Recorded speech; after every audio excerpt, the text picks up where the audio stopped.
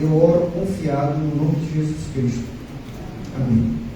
Meus irmãos, antes de ir para o texto, eu queria falar para a igreja, agradecer à igreja, todos aqueles que estiveram em Taperoá, que foi uma bênção.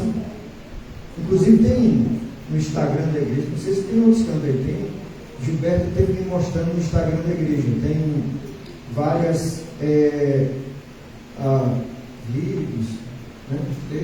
Texto não, fotos, ouvido, né? Muito legal, parabéns pela ação que fizemos. Gilberto até disse, vamos fazer mais. Eu digo, calma, deixa Deus agir, né? Pode ter calma, que no tempo certo as coisas funcionam. Foi muito bom, parabéns à igreja. Vamos para o texto. Meus irmãos, esse texto das Sagradas Escrituras, ele é atribuído a Salomão, o Salmo 127, é um texto atribuído ao rei Salomão. E como é que um cara que tem uma família, de certa forma, ou literalmente, eu vou usar de certa forma, desestruturada, consegue escrever um texto desse?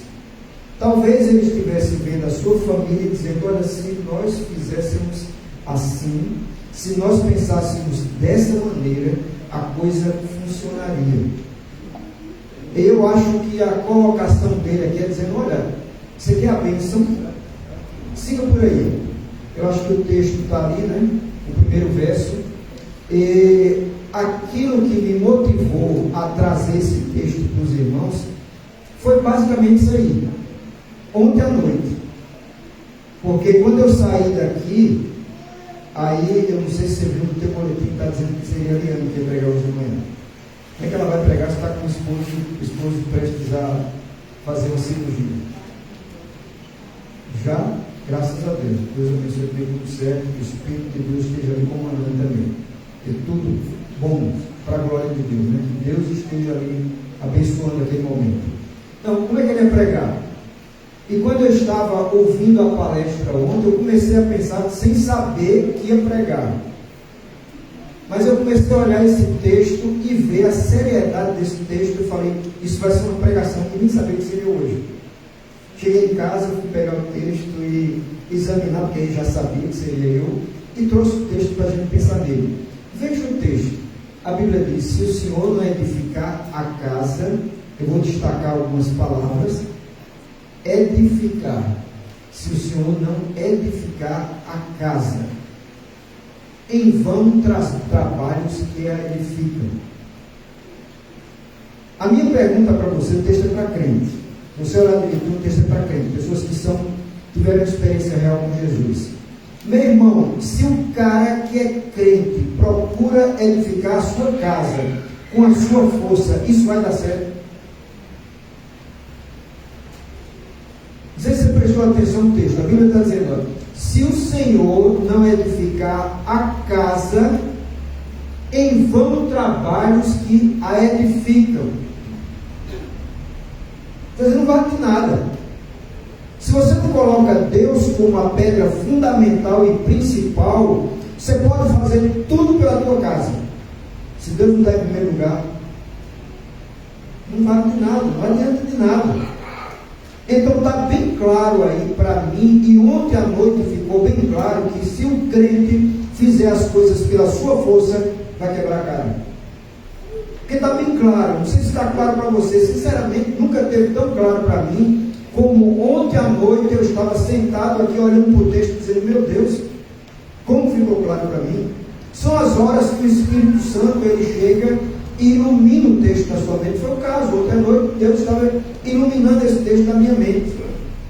Então, meu irmão, se o Senhor não edificar a tua casa, em vão trabalhos que edificam. E a minha pergunta para você, a gente deve edificar ou não? O que é que os irmãos acham? A gente deve edificar ou não? Deve? Claro. Tem que fazer. Mas eu tenho que depender, número 1, em Deus, primeiramente de Deus. Porque se Deus não tiver negócio, meu irmão, não vai funcionar, não vai dar certo, não vai prestar, não vai edificar. Mas olhe a segunda parte do texto. ou a parte B, eu estou designando aqui como a parte B. Se o Senhor não guardar a cidade, em vão vigia a sentinela. Os irmãos sabem que nesse tempo a ideia era que a cidade era cercada por muros, né? Ele fala, se o Senhor não guardar a cidade, em vão vigia a sentinela. Em vão será inútil você colocar um cara lá em cima, para quando ele vê que os exércitos vêm, ele fazer um barulho para que a cidade entenda que está sendo atacada ou presta a ser atacada. Ele diz, meu irmão, se tu não colocar Deus para guardar a tua cidade, você pode botar milhares de gente para tomar conta, não vai demorar nada. Não adianta nada. Como eu disse para você, eu nunca tinha prestado atenção nesse texto, como eu prestei atenção ontem. Se o Senhor não guardar a cidade, guardar, em vão vigia a sentinela. Aí a pergunta agora para você, que você respondeu anteriormente, é bom colocar vigias? É bom colocar guardas ou não? Nós temos que colocar? Devemos. Agora, meu irmão, Deus tem tempo em primeiro lugar. Você pode botar a segurança melhor que você botar. Na igreja, na tua casa, seja lá onde for. Agora, se Deus não tiver em primeiro lugar, é trabalho vazio. É em vão. Então, meu irmão, o ponto aqui, Deus tem que estar em primeiro lugar. As coisas de Deus têm que estar em prioridade, em primeiro lugar, tomando conta. Porque, como ele diz aqui, se o Senhor não edificar a casa, e não trabalhos que edificam em casa, é a ideia de família mesmo. E guardar a cidade, qual seria a ideia? É a ideia do meu lar, da minha vida, da minha família, da minha igreja, a guarda da minha casa, da minha família, da minha igreja, da minha cidade, do meu povo. Se Deus não faz isso, meu irmão, pode botar milhões de sentinelas, não vai adiantar nada. Pessoas vigiando, não adianta de nada. Deus tem que estar em primeiro lugar. Aquilo que a gente fala, meu irmão, se Deus está em segundo, Ele não aceita. Na nossa vida, em primeiro lugar, tem que ser de Deus. Agora, eu não sei se os irmãos lembram, eu acho que a gente vai, aliás, vamos tocar, mas eu quero adiantar uma coisa. Muitas vezes a gente diz, Deus, toma conta da minha vida. Eu não sei se os irmãos lembram, quem estava aqui na palestra ontem, a gente diz, Deus, toma conta da minha vida. Vou dar um exemplo agora, da minha cabeça. Ele deu outro, vou dar um exemplo da minha cabeça. Deus, eu quero comprar um carro. E faz não dar certo, se o Senhor não quer. Aí às vezes não dá certo, e a gente fica brigando para comprar um carro. Não seria muito mais fácil a gente voltar atrás e dizer, peraí, eu disse para Deus, se não vai dar certo, não permite que eu consiga isso. E muitas vezes, meu irmão, não dá certo, e a gente vai e compra alguma coisa que não deveria comprar. Desobediência.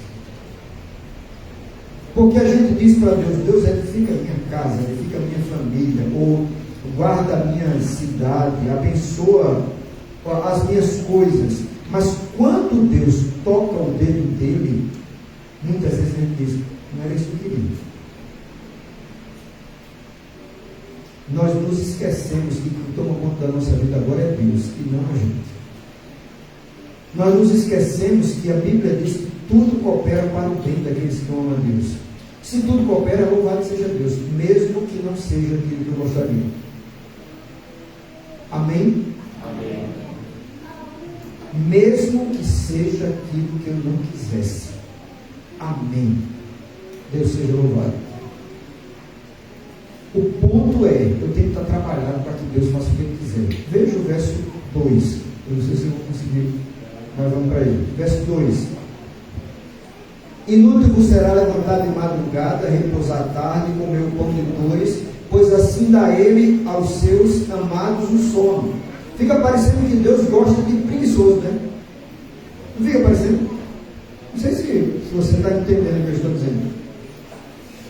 Inútil. A palavra que eu quero destacar. E a outra palavra que eu quero destacar é lá no final, sono. Que a Bíblia está dizendo: inútil vos será levantar de madrugada para ir trabalhar, repousar tarde, dormir tarde, comer o pão de dores, comer o pão do trabalho, do suor, pois assim dá ele aos seus amados o sono. Fica parecendo, não fica de bobeira. E aí Deus dá mesmo? O que Deus está falando nesse texto? O que Deus está falando com a sua igreja nesse texto? Ele está dizendo: meu irmão, é o seguinte, olha, lembra que edificar sem Deus não funciona? Lembra que guardar sem Deus não dá certo? Aí ele diz: inútil vos será levantar de madrugada, trabalhar sem ter uma dependência de Deus, dormir tarde porque estava trabalhando sem depender de Deus, comer o pão suado sem depender de Deus, pois Ele dá aos seus amados o sono. O que tem a ver sono aqui? Mas antes vamos falar sobre ser inútil. Meu irmão, se você não colocar Deus em primeiro lugar, você pode trabalhar. Tu é crente, se tu é crente, não vai dar certo, porque Deus não está em primeiro lugar. Trabalha, não dorme nem direito, se acorda bem cedinho, come pão de dores, come pão do suor, mas não está dando certo. Por quê? Porque Deus não está em primeiro lugar. Não vai dar certo, nunca. Tudo vai dar errado. E tudo começa a ir para trás. Por quê? Porque Deus não está tendo o primeiro lugar, meu irmão. E se Deus não tem o primeiro lugar, o segundo ele não pode. Terceiro não pode, quarto não pode. O primeiro tem que ser dele. E quando ele fala, pastor, sobre o sono, né? Não é uma boa pergunta? O que é que Deus está falando sobre o sono? Porque fica parecendo, eu acho que você prestou atenção no texto, fica parecendo que Deus diz: você trabalha, isso é besteira, você dorme tarde, isso é bobagem, você come pão de dores, isso é bobagem, porque Deus dá o sono aos seus amados. Ou, como diz exatamente o texto, né?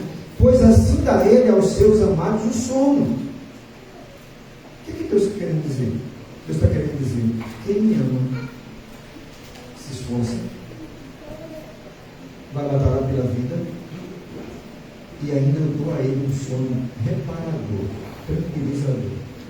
Quem depende de mim. O ponto é depender de Deus. Dependa de Deus, meu irmão. Para tudo. As coisas fúteis ou simples. Não fúteis, né? Mas as coisas simples, eu digo para os irmãos, e eu digo isso porque eu faço isso. Eu vou comprar alguma coisa, alguma verdura, alguma coisa no mercado que eu vou pegar, eu oro a Deus antes, pedindo: Deus, me faz escolher aqui coisas boas para minha casa. Mas eu faço isso não é porque eu quero o ruim para os outros, né? Não, eu vou pegar os melhores e os outros que se virem. Não. Eu quero pegar aquilo que eu use o máximo na minha casa, que seja o melhor. Meu irmão, Deus se preocupa até com o que a gente vai comer. Agora é colocar Deus em primeiro lugar. Porque não adianta muita conversinha e pouca prática da vida cristã. Não adianta dizer que amamos a Deus, mas quando precisa de fato da prova do amor de Deus, a gente salta fora. Mas Deus diz: olha, você se esforce, faça tudo. Agora, o sono reparador para você. Depender de Deus. Dependa de Deus ao ponto que não deu certo, glória a Deus. Deu certo, glória a Deus. E Deus ainda dá um sono para aqueles que o amam e fazem a sua vontade. O sono reparador, a tranquilidade. Que coisa boa é ter um sono bom. Eu tenho passado por isso agora, né? Os irmãos sabem que eu fiz um tratamento do sono, alguns sabem. E quando eu fiz aquele exame do sono, eu saí com medo. Eu fui tirar os aparelhos lá, porque eu usei em casa, eu já durmo ruim, e se fosse dormir lá no lugar, seria pior. Não, bota lá em casa. Aí quando eu fui entregar o aparelho, eu botei um boné, botei uma camisa, porque eu fiquei com vergonha. Se alguém me visse, olhar para mim e dizer, pastor, está muito doente. Era fio por tudo quanto era dentro da minha cabeça aqui, do coração, da perna, enfim. Parecia um cara que estava na UTI. Era feio o negócio. Gilberto tirou uma foto minha, que coisa feia. Horrível. Se eu olhasse para mim e disse, pastor, fica quase morrendo. E eu, magrinho do jeito que eu estou, piorava tudo. Mas graças a Deus eu escapei. O médico fez a avaliação, ela perguntou para mim lá, dizendo, olha, você dormiu? Eu disse para ela, dormi nada. Aí ela foi examinar lá e falou, você dormiu. Agora você acordou 5 vezes na noite. Por isso você tem a sensação que não dormiu. Até então eu não sabia o que era dormir direito. Porque desde de criança eu achava que dormir era isso. Dorme, acorda, dorme, acorda. Eu achava que era isso. Aí eu fiz um tratamento. Hoje eu estou sabendo o que é dormir. Porque eu saio mais ou menos ali meia-noite, acordo no meio da madrugada, volto a dormir e consigo dormir de novo. Por isso eu quero dormir. Deus tem misericórdia de mim, mas para isso eu tenho que fazer como seria o nome? Uma reformulação na minha vida. Eu não uso tela do computador depois de 10 da noite. Às vezes até antes. Eu não penso em coisas que vou resolver no outro dia, depois de 9 da noite, porque senão minha cabeça vai estourar. Você tem que fazer como é que chama? Uma reabilitação? Higiene do sono. Aí eu olho para esse texto e falo, rapaz, Deus dá sono bom mesmo. E Deus tem me dado bons sonhos. E até sonhos. Eu estou até sonhando. Deus é bom. A gente precisa fazer a nossa parte. Mas Deus faz a dele perfeitamente. Dependa de Deus. Veja o verso 3. A Bíblia diz, eis que os filhos são herança do Senhor. E o fruto do ventre, o seu galardão. Eva, vem cá, Eva. Eva, vem cá. Vem. Aquele teu outro criancinho aí. Esse Theo, corre aqui, ligeiro, Theo. Aquele Theo. Corre, Theo. Vem cá. Não precisa ter medo, não. É feio, mas não. Aqui, vem cá, aqui. Theo. Tem mais do que você tem? 2, né? Esse aqui não. É? Esse aqui não é. Os 2 aqui. A Bíblia diz, os filhos são herança do Senhor. Meu irmão, a gente se realiza nos filhos. Não é assim que funciona? Ele dá tudo para os filhos. Você cansa de trabalhar, pode sentar. Se cansa de trabalhar e dá, e paga o melhor, faz o melhor. Por quê, meu irmão? Porque, como diz a Bíblia Sagrada, são herança do Senhor. O fruto do ventre, o galardão, né? Que bênção! Está lá outro, Elias. Aí a mãe, quem engravidou aqui, sabe que o final é difícil, né? Porque não tem espaço, fica. Eu não sei como é, mas eu acho que é assim, né? Fica aquela dor. Acho que é, né? Fica dor. Imagina se o bichinho gostar de futebol, que parece que é o caso de Elias. Aí ele vai chutar a bola e. Mas é um prazer, uma felicidade. Né? Que prazer ter filhos, que prazer, que coisa maravilhosa. Não sei se Deus vai dar quem não tem aqui. Mas espere no Senhor, está tudo ao seu tempo. Mas a Bíblia diz claramente: é a herança do Senhor os filhos, o fruto do ventre, o seu galardão. Que bênção ter filhos. Isso tem uma ligação principalmente com o verso 4. Vejam. E com o outro também, mas vamos para o verso 4 antes. Como flechas na mão de um homem poderoso, assim são os filhos da mocidade. Eu quero destacar a questão das flechas, né? Meu irmão, alguém usa flechas simplesmente para tê-las para mostrar, ou a razão da flecha qual é? Esse tempo era uma arma ou uma defender, uma ação de guerra, algum tipo. Depois tem outra questão colocada aqui. Você pega a flecha para lançar. E aí eu quero dar uma lição quem tem filhos pequenos, ou quem tem filhos, meu irmão, presta bem atenção no que eu vou dizer para você nessa manhã. Trabalhe sua cabeça. Porque muitas vezes nós criamos os nossos filhos e nós achamos que eles são para a gente. Nós achamos que eles vão ficar a vida toda debaixo das nossas asas. E não é assim que funciona. Se tem filho ou filhos, tem hora que eles voam, porque seta voa. Trabalhe sua cabeça. E eu quero trabalhar a minha cabeça também, porque eu ainda tenho dois, né? Gabriela e Adriel. Uma já foi embora, nem sei se volta. Trabalhe sua cabeça. Sabe por quê? Porque dois vivos. Né? Uma já foi. Não sei se volta. Ela vai fazer um concurso agora, se passar, volta. Não sei. E aí? Entregamos a Deus. Via de regra, ela está aí. Não sei se está hoje. Via de regra, ela está aí, ouvindo. E todo mundo sabe aqui que eu já disse. Quando eu fui deixar lá, eu achava que eu era tão forte.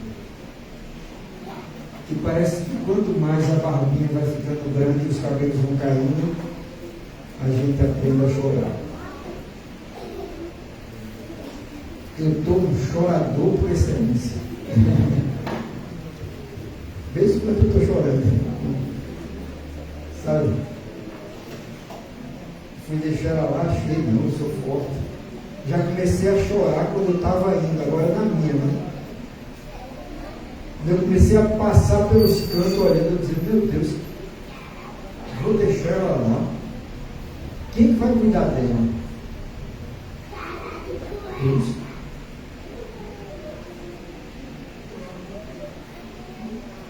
São flechas na mão do valente. Eu atiro, mas o meu cuidador, o soberano, que está aqui, está lá. Deus é que cuida de nossos filhos, irmão. Como é glorioso, como é maravilhoso ter filhos, é uma coisa maravilhosa, é um galardão impressionante, é algo maravilhoso. Os filhos da mocidade, a ideia de mocidade aqui, quando ele fala como flechas na mão de um homem poderoso, assim são os filhos da mocidade. Tem algumas ideias aqui que a gente pode aplicar para a vida e pensar nelas. A ideia é que quando a gente é mais jovem, a gente tem uma das ideias, é que a gente tem filhos mais vigorosos, uma das ideias. A ideia também é que quando a gente tem filhos mais jovens, nós somos mais duros com eles. Não é assim? Pode prestar atenção. O cara que tem filhos novos, via de regra, é duro com os filhos. E quando os netos chegam? O cara é molento. Pode prestar atenção. Vocês irmãos lembram do pastor Renato Russo? Ele disse que de vez em quando vai lá para a Austrália, que ele tem uma filha lá. Ele diz, eu vou, claro, pelo genro, mas principalmente pela filha e a neta. E é claro, né? Se eu for para o Rio Grande do Norte, eu não vou. Se me quer arranjar um namorado, eu vou ficar do cara, eu vou ficar dela. Agora está no pojo, né? Aí disse, chega lá na casa da filha, a netinha pega um chocolate e fala, vovô, eu posso comer esse chocolate? Ele disse, não sei se você lembra, não lembro se ele disse para todos ou para particular, ele disse, eu vou negar um chocolate a uma neta? Não posso.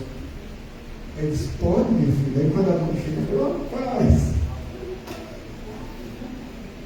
Porque via de regra, meu irmão, nós, com os nossos filhos, nós somos mais duros. Aí quando vê os netos, a gente está mais, parece que o nervo é mais quebrado, né? Trabalhado. A gente pensa que não tem cara, não existe cara, não é? É confeito, é chiclete, é... E com os nossos filhos era mais duro, como flechas da mão de um homem poderoso, assim são os filhos da mocidade. Aí entra a parte final, verso 5, que é o salmista concluindo o seu salmo, ele diz, bem-aventurado, feliz duas vezes, muito feliz ou mais que feliz, o homem que enche deles a sua aljava. Outras versões não trazem a palavra aljava, traz lugar que coloca flechas, algo assim. Aljava é isso. Meu irmão, é muito bom ter uma... Aljava era aquela peça que colocava e colocava as flechas. É muito bom o cara, guerreiro desse tempo aqui, olhar e mostrar para você, olha a minha aljava como é que está.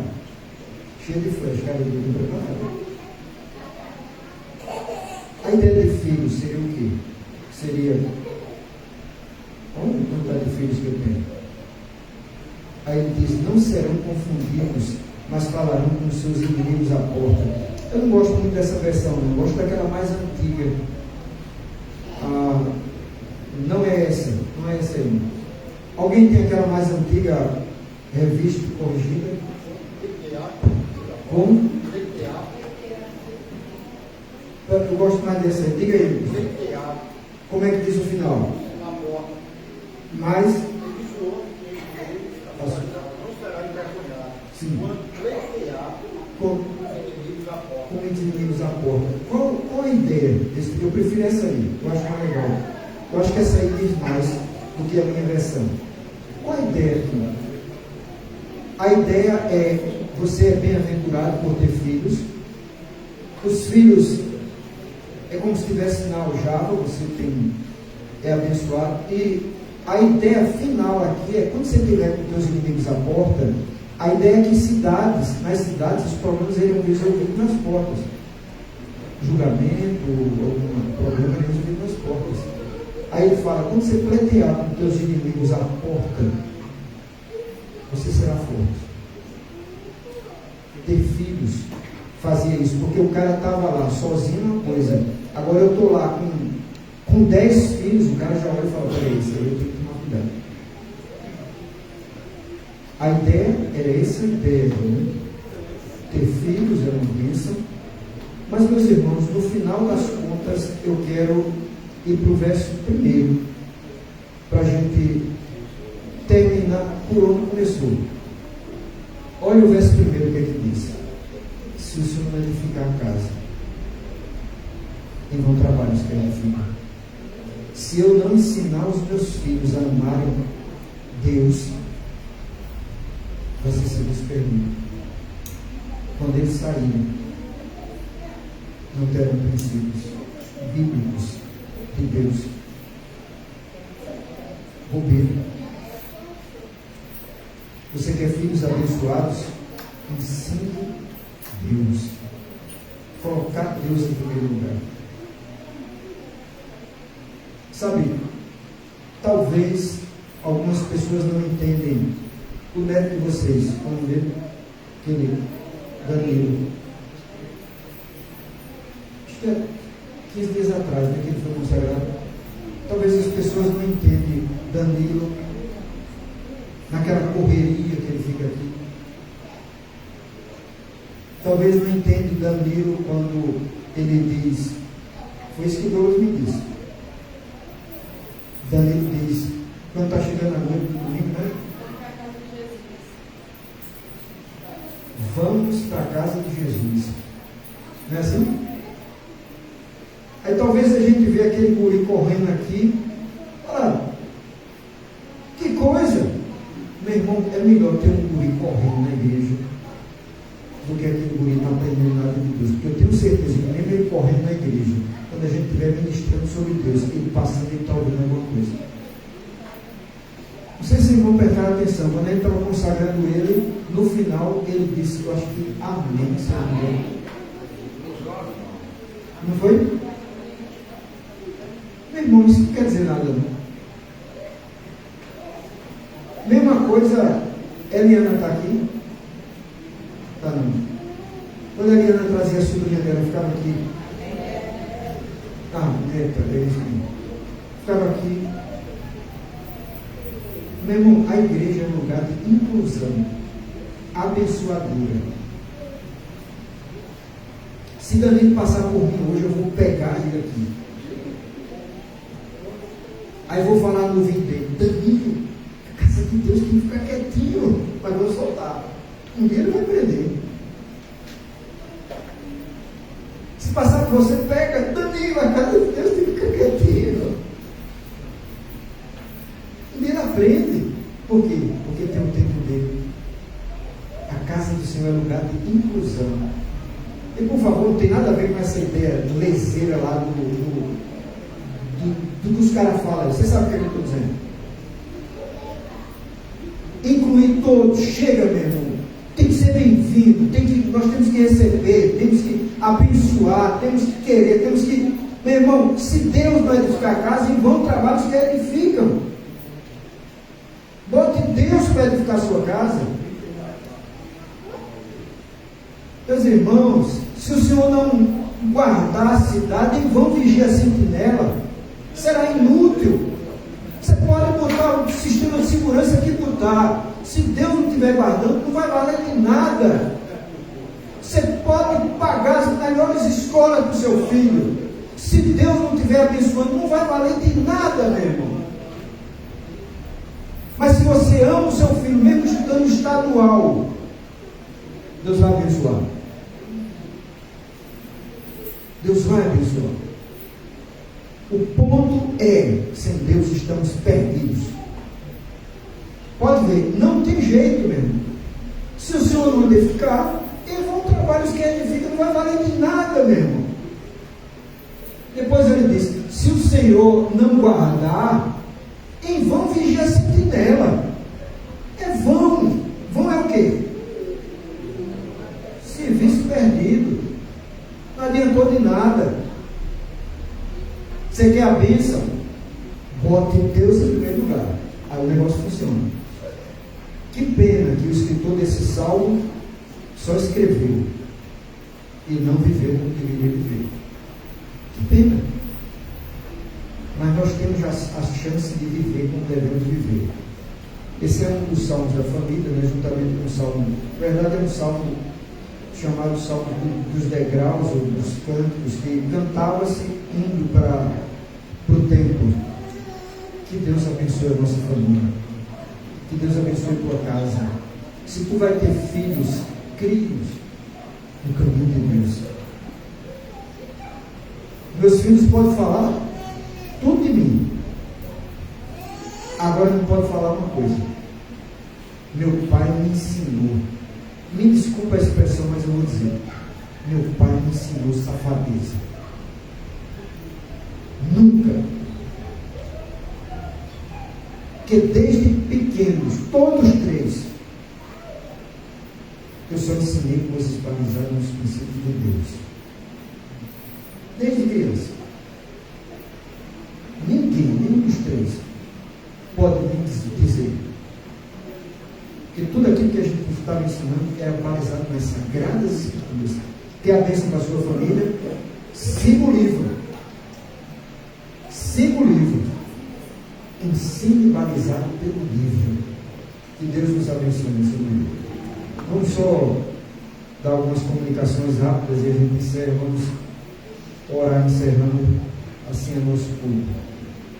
Amanhã tem ensaio coral. Eu tinha visto Gilberto por aí. Ah, a senhora está aí. Amanhã tem ensaio coral 7h30. Né? Na terça-feira nós temos nossos grupos de estudos bíblicos. A juventude aqui no tempo. Quarta-feira, 3 horas da tarde, oração das mulheres. À noite, estudo dos homens, SMHB. Homens, venham. Quinta-feira, culto de oração e doutrina. Sexta-feira, de 5 a 6 horas, expediente pastoral. Não sei se sábado temos algum. E sábado tem ensaio também no coral. Sexta, ensaio do coral. Algumas comunicações aí. Meu irmão, a Primeira Igreja Batista está promovendo um evento para professores, principalmente para professores de juventude e adolescente, acho eu, principalmente. Dia 23 a 26, com o pastor José Bernardo. É R$20 a inscrição nesse curso. Se você quiser ir, né, seria uma bênção. R$40 com alimentação. Né? E seria uma bênção se você quiser ir, você quiser participar. Não sei se o Berta tem o cartazinho, alguma coisa que possa passar para os irmãos. Mas é muito fácil. Liga para a Primeira Igreja, eles vão te orientar como fazer isso. Meus irmãos, o culto de Natal está escrito aí. Será dia 24, culto e jantar. Por quê? Porque a gente decidiu há alguns anos que quando cair no domingo, seja 24 ou 25, a gente faz. Fica com o pé quebrado, meu. Você faz o culto e não faz o jantar. Faz sentido isso. Então, pastor, dia 24 é isso, a gente faz dia 25, mas dia 24 é domingo, que já vem para aqui. Então a gente já faz tudo de uma vez. Bom? Então fique claro isso. Quando cair no domingo, eu não sei. Para o ano é ano bissexto. Aí eu não sei que dia vai cair. Então, se dia 25 cair no domingo, ou a gente faz, mas se cair no domingo, dia 24, faz tudo logo dia 24. Bom? Não sei se a família dos diáconos novos estão por aqui. Está a família está a esposa de Fernando, Sueli. Todo mundo fala para ele, não? Eu não sei visto que o irmão Flávio foi, acho que vi. Não, então, por favor, Sueli e Neide, a gente quer uma palavrinha rápida com vocês. As organizações façam suas eleições, porque só tem até domingo que vem. Não, de domingo a 8. Primeiro domingo é a Assembleia da Igreja. Então, primeiro domingo de dezembro, Assembleia. Faça as eleições até lá. E missões, eu não sei como é que está aí o valor, eu não tenho ideia. Aumentou alguma coisinha?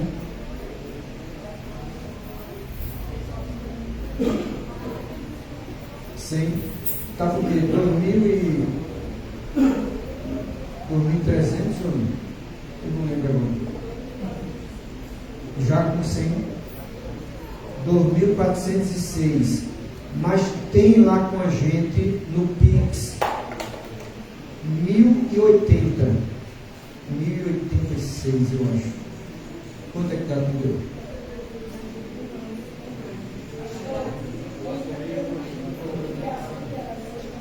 Estão fazendo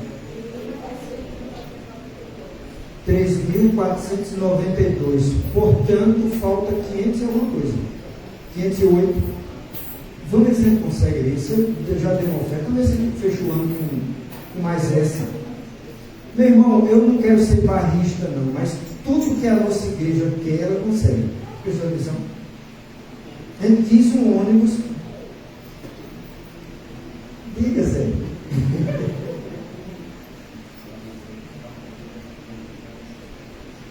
Tá. Não, eu pensei que era oferta ainda de missões, queria dar uma boa lição. Na quarta-feira, os homens estejam aqui para decidirem sobre a confraternização. E a eleição também. Eu tenho um compromisso com quarta-feira, eu não vou poder estar aqui. A não ser que eu veja, possa Eu tenho um pastor que vai ser consagrado numa cidadezinha aqui, Dona Gilberto, Boa Vista. Eu fui convidado para estar lá, mas eu vou ver se eu consigo tirar esse compromisso lá e ficar com os irmãos aqui. Vou ver se eu consigo hoje ou amanhã. Porque era bom que eu estivesse aqui, né, para participar desse momento. Então, meus irmãos, Deus nos abençoe. Falta 500 e um pouquinho para missões. Vamos ver se ele consegue. Como eu disse, tudo que a nossa igreja quer, ela consegue. Veja, conseguimos o ônibus de graça. Foi? E ainda foi mais gente. Que bênção. Tudo que a gente quer, a gente consegue. Por conta do Pai. Ele nos abençoe. Fique de pé comigo. Vamos orar. Deus te abençoe. Tenha uma semana feliz, um dia tranquilo. Se puder, volta à noite, vamos estar juntos. Se puder, traga mais alguém para estarmos juntos em adoração e celebração. Ore comigo. Tenha um almoço de família abençoado. E vamos ter uma palavrinha rápida com o pessoal, as famílias ali. Senhor, muito obrigado pela bênção desse dia. Obrigado pelas tuas misericórdias, pelo teu cuidado com a nossa vida. Muito obrigado. Tem misericórdia, Deus, da nossa vida. Nos ajuda a sermos fiéis e, principalmente, Deus, andarmos pelos princípios da Sagrada Escritura. Obedecer o que a Bíblia fala. Edificar a nossa casa, primeiramente, tendo o Senhor como líder principal. Nos ajude, Senhor. Nós sofreremos menos, nós abençoaremos mais. Faz isso na nossa vida. Dá-nos um momento tranquilo, livra-nos de todo mal, perdoa os nossos pecados e nos ajuda a prosseguir. Obrigado por tudo. Nós oramos gratos em nome de Jesus. Amém.